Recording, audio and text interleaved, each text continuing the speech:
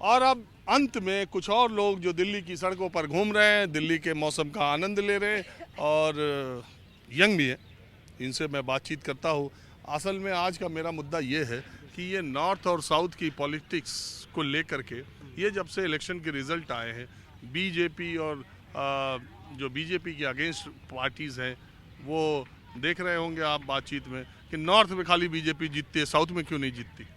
Sir मेरे को जो लग रहा है ना, आखिर वहाँ भी लोग शिक्षित हैं, सारे लोग हैं, लेकिन क्या हो रहा है, मेरे को लग रहा है वहाँ पे ना लैंग्वेज बैरियर एक तरीके से आ रही है। जो कॉमन मैन है वो इन लोगों की बातें समझ नहीं पा रहा, जो ट्रांसलेटर है शायद उस हिसाब से समझा नहीं पा रहा। यहाँ क्या हो रहा है, हम लोग हिंदी भाषी हैं, तो मोदी जी चाहे कोई भी बड़े नेता जो भी बोलते हैं वो बात अच्छी जिस जिस तरीके से बोलते हैं वो समझ में आ जाती है कि हाँ इनका कहने का अर्थ ये है। ओ, आपने बहुत बड़ी बात उठाई। हाँ, अब मैं आपको इसमें उनके भाव को हम लोग समझ लेते हैं कि इनका कहने का भाव क्या है। बट वहाँ साउथ में क्या हो रहा है ना कि थोड़ा मेरे हिसाब से, मेरा ये खुद का जम्पशन है कि शायद वो वहाँ के जो, क्योंकि अलग अलग भाषा है वहाँ पे, वहाँ की यहाँ की तो थोड़ी बहुत पंजाब के लोग बोलेंगे तो हम समझ लेंगे क्या बोलना चाह रहे हैं, उनका अर्थ समझ लेंगे। लेकिन साउथ में क्या होता है कि सर हमें एकदम नहीं समझ में आती कि लोग क्या बोलना चाह रहे हैं। और जो मेरे को लग रहा है इनको ट्रांसलेटर कुछ अच्छे खोजने पड़ेंगे जो इनकी बातें आम पब्लिक तक समझाएं, नहीं तो क्योंकि जो काम कर रहे हैं सर। तो ये कौन, राहुल गांधी को साउथ की भाषा आती है? सर आती नहीं है, इसीलिए तो अब उनका मीम्स बनते रहता है, बोलते कुछ और है, वहाँ ट्रांसलेटर कुछ और बोलता है। बेशक कभी कभी तो राहुल जैसा बोल देते कि ट्रांसलेटर तक चुप हो जाता है। तो एक बात बताओ, तो फिर जीत कैसे जा रही? कांग्रेस जीत तो रही। कहाँ जीती सर, एक तेलंगाना में जीती। कर्नाटक? कर्नाटक तो फ्लूक था सर, हमारे हिसाब से फ्लूक था, कांटे की टक्कर हुई, वो जीत गई। अब देखिए बात यह है, इस भाई ने जो बात कही उसमें बहुत दम है। भारतीय जनता पार्टी के नेताओं की कम्युनिकेशन स्किल्स, खास करके हिंदी पट्टी के राज्यों में, जिस तरह के बोलने वाले, जिस तरह के वक्ता भारतीय जनता पार्टी के पास हैं, और खास करके नरेंद्र मोदी खुद प्रधानमंत्री, उस तरह के वक्ता कांग्रेस पार्टी के पास हिंदी वाले नहीं है। हाँ, और दूसरी बात यह है कि जो दक्षिण भारतीय नेता हैं वो दूसरी जगहों से आते हैं। आप रहने वाले मूल कहाँ से हैं? सर हमारा जन्म हुआ यूपी में, गोरखपुर के हम हैं, कुशीनगर के। फिर हमारी पढ़ाई लिखी हुई वेस्ट बंगाल आसनसोल में, और सर फिर आके हम यही दिल्ली में नौकरी कर रहे हैं। देखिए, तो एक बात है, बंगाल में भी ये भाषाई दिक्कत बीजेपी के सामने आई थी। सर हम जिस बेल्ट में आसनसोल में, वहाँ पिछले लोकसभा और ये भी जो आपका हुआ, जो स्टेट का इलेक्शन हुआ, उसमें बीजेपी अच्छा प्रदर्शन की। हाँ, बट ये आसनसोल में की। हाँ, लेकिन ये बाबुल सुप्रियो अब पता नहीं क्या उनकी मजबूरी रही, वो टीएमसी में स्विच कर गए। नहीं तो वहाँ पे हमारे क्षेत्र में तो हिंदी भाषा भाषी बहुत ज़्यादा लोग हैं। वहाँ है आसनसोल में, जीते भी और थे। बीजेपी ने अच्छा प्रदर्शन भी किया था। और दूसरी बात यह है कि ये हिंदी भाषी भाषा, और कहीं ना कहीं भारतीय जनता पार्टी पर हिंदी भाषी प्रदेश की पार्टी होने का ठप्पा अभी भी लोगों के दिमाग में रहता है।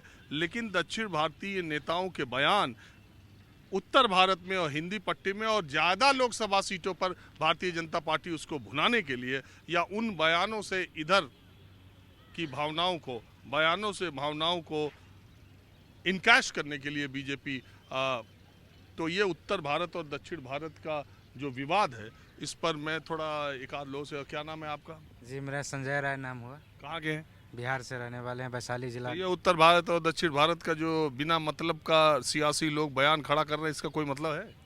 सर हमको लग रहा है उधर जात पात, अगर ये मंदिर मस्जिद है सब पर बीजेपी ज़्यादा लड़ना चाहती है, और लगता है जो उधर इस तरह का जादू नहीं चल रहा है।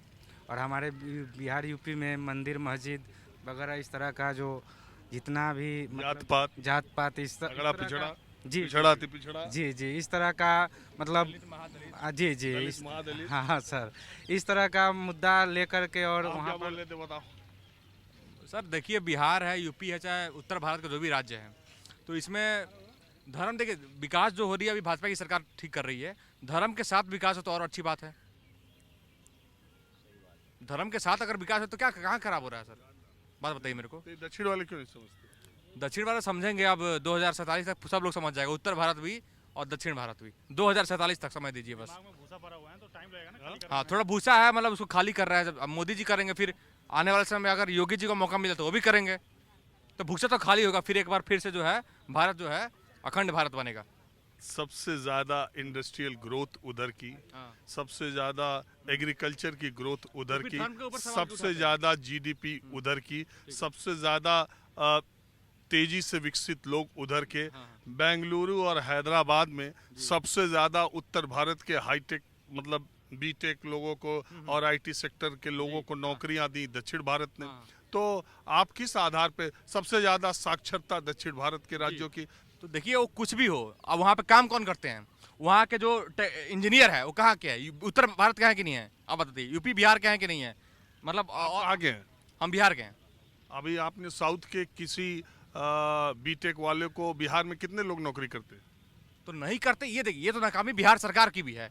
कहीं ना कहीं बिहार का राजनीतिक जो है पृष्ठभूमि एकदम कमजोर रहा है, और जो यहाँ के राजनीतिक नेता है जैसे लालू यादव रहे 15 साल, और नीतीश कुमार मैं हैं। यही कह रहा हूँ कि देश में रोजगार, नौजवान, किसान, आर्थिक विकास, इंफ्रास्ट्रक्चर, इस पे चर्चा होनी चाहिए कि उत्तर भारत, दक्षिण भारत, गौमूत्र, धर्म, जाति, इस पे चर्चा होनी नहीं, बिल्कुल ये सब विकास के कार्य जो भी मूलभूत सुविधाएं हैं, जनता की सुविधाएं, इन पे चर्चा होनी चाहिए। लेकिन सर धर्म के साथ अगर हो तो और अच्छी बात है ना।